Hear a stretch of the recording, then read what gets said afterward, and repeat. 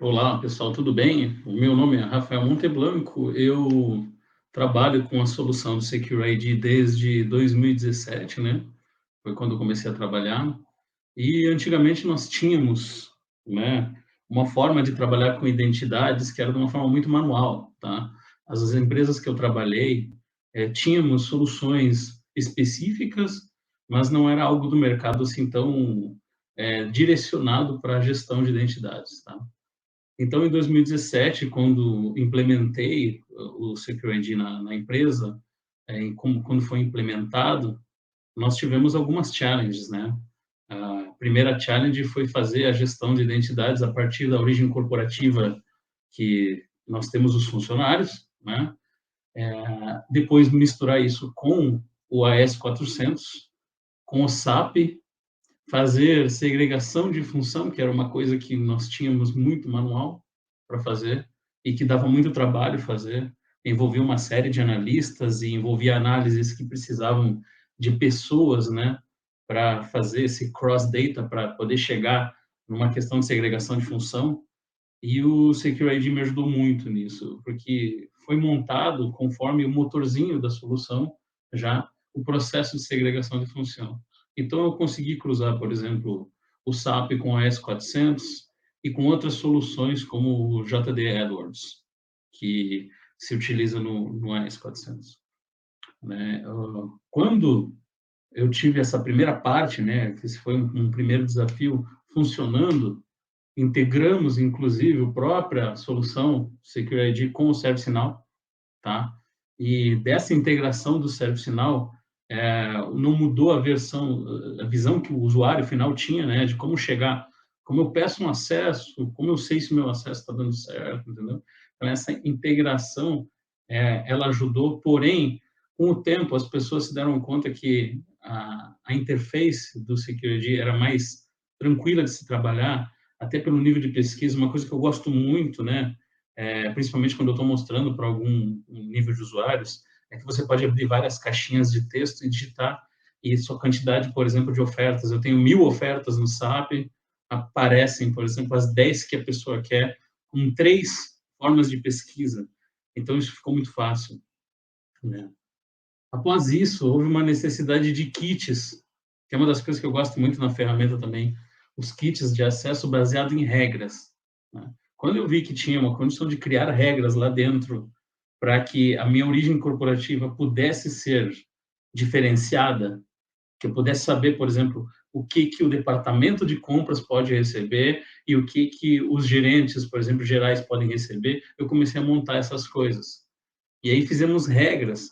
E hoje em dia, por exemplo, para um gestor novo que é recém-promovido na empresa, eu não preciso me preocupar em saber que acessos que ele vai receber. A minha regra roda após a coleta da origem corporativa, já abre chamado automaticamente. Esse chamado já é pré-aprovado. Eu falei com a minha governança sobre isso, mostrei como funciona, então já é pré-aprovado. E em questão de, vamos lá, 4 horas, esse novo gestor já tem os acessos necessários para ele trabalhar. Isso é uma coisa que não é tão simples no Brasil, tá? Normalmente sempre é uma dor de barriga pedir tudo para um monte de gente, e quem que vai aprovar, aí liga para o aprovador. Com essa solução de kit da ferramenta, eu não tive mais esse problema. Eu posso, por exemplo, dormir tranquilo, que eu sei que amanhã eu terei 4 novas promoções, e essas 4 novas promoções, então, com os acessos principais que eles precisam, eles vão estar supridos pela ferramenta, tá? É, Outra coisa legal também é todo o desenrolar do RH, por exemplo, férias, afastamento, o que mais? Comunicação do que se recebe da origem corporativa do ERP, né, de DRH, com o que vai para o AD, por exemplo. Isso tudo eu consigo fazer via o Secure ID. Isso para mim é deveras muito importante. E o histórico por usuário é uma coisa que me deixa muito feliz, né? Se acontece um incidente, por exemplo, de segurança, fulano de tal não conseguiu logar da VPN em tal lugar. Eu consigo ver pelo histórico de chamados da ferramenta o que aconteceu, se qual regra que rodou para aquela pessoa, entendeu? Ah, Aí se descobre às vezes que a pessoa está tentando utilizar, mas ele estava em férias, uma férias pequena, uma férias curta que ele tomou. né? Então, não tem condições. E a origem corporativa ela é mandatória, né? Quando vem os dados de lá, esses dados são gravados e startam as regras. É óbvio que nós temos a segurança do circuit breaker, que é uma coisa muito importante também da ferramenta, tá? O circuit breaker é algo assim, ó. Se eu tenho X que eu permito, por exemplo, que eu sei que é o normal que acontece dentro da companhia, tá? De pessoas que são promovidas ou pessoas que são demitidas, tá? Eu deixo passar. Agora, além daquilo ali, é um desvio, não é uma situação real. Então, o meu circuit breaker ele é configurado daquela forma. Então, se acontece, por exemplo, de ter uma catástrofe, alguém, sei lá no RH, acabou tropeçando e acabou demitindo metade da empresa, eu não vou demitir metade da empresa com a ferramenta. Por quê? Porque isso vai levantar uma flag e eu vou, como sou o administrador geral, eu vou descobrir o que está acontecendo, eu recebo um relatório de coletas diário, tá? Eu recebo também por e-mail, mas eu gosto de ver na ferramenta, então a primeira coisa que eu vejo é o meu dashboard da ferramenta, quais as minhas aprovações, quais as integrações que não deram certo, quais as concessões que têm segregação de função, inclusive quais coletas que não rodaram direito, entendeu? E aí eu vejo que foi o circuit breaker que foi ativado, então eu consigo falar com todas as pessoas da companhia sem causar nenhuma desgraça, digamos assim, sem amanhecer todo mundo bloqueado, digamos assim, tá? E esse circuit breaker é configurado. Para novos aplicativos, tá? Soluções que, por exemplo, é um aplicativo que você contrata uma pessoa para criar um programa, uma coisa, a interface de configuração é muito fácil, é muito amigável. Você precisa entender um pouco daquilo que você está fazendo, é claro, né? Não é uma coisa assim, clique next, não. Você monta, você configura.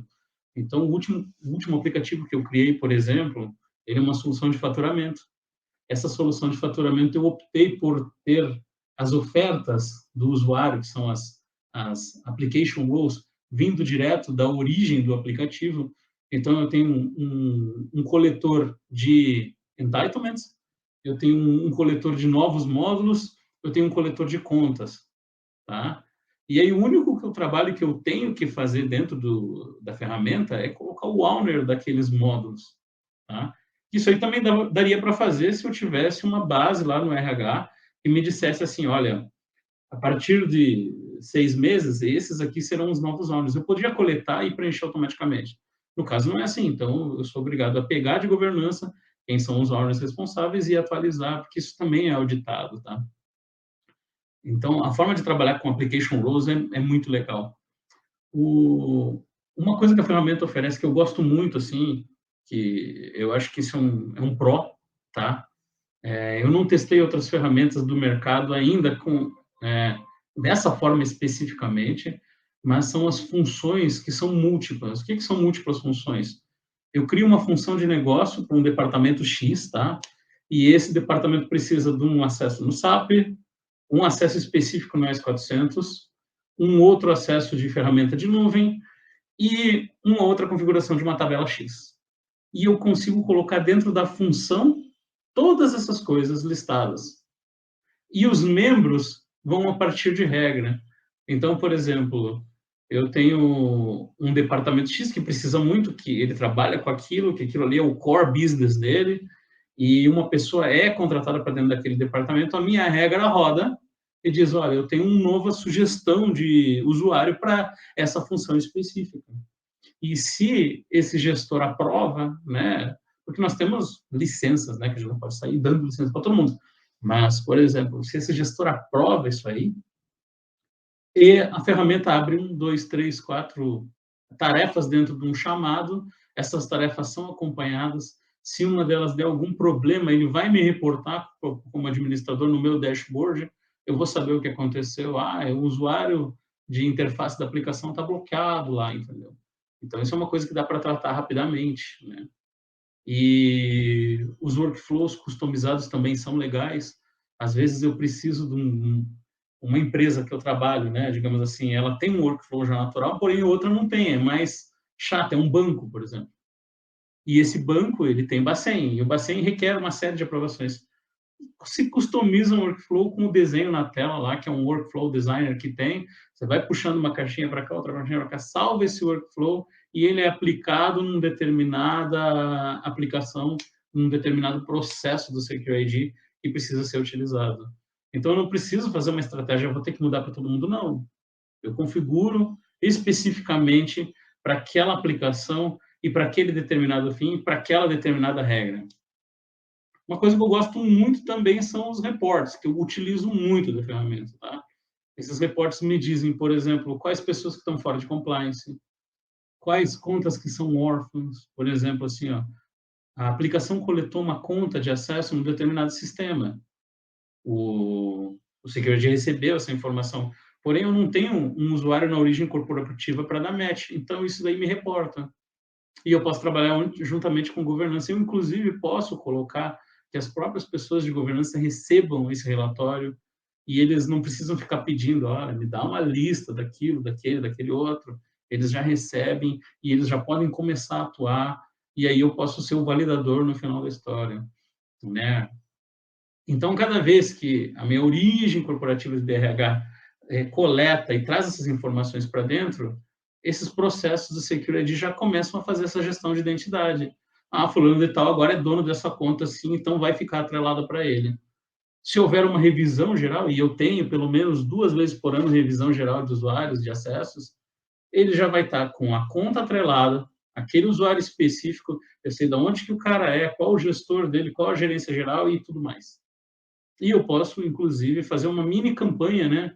Olha, eu quero trabalhar hoje só com o pessoal de compras, então eu faço uma mini campanha de revisão com o pessoal de compras, isso fica dentro do SecureID, então o auditor que vai fazer a auditoria pode chegar e ver isso lá dentro, tá? Rafael, extrai para mim, mas eu estou vendo, tira o print, vai ficar lá aquela campanha de revisão. Isso é muito interessante. Inclusive, a ação que ele tomou em cima de cada usuário e de cada acesso daquele usuário, é muito interessante isso daí. Eu acredito que é isso, um overview aí das channels que eu tive. Algumas pessoas de alguns sistemas, às vezes, ficam um pouco receosas, porém, de uma forma simples, eu faço um desenho, eu sempre faço uns projetos, eu faço um desenho, eu digo, o SecureID está aqui, ele se comunica dessa forma, eu preciso de uma interface, que muitos chamam de API, né? Eu chamo de interface, preciso de uma interface para trazer esses dados, e aí o pessoal fica tranquilo e acaba criando do lado deles uma tabela auxiliar, alguma coisa assim, para suprir essa necessidade. É isso, pessoal.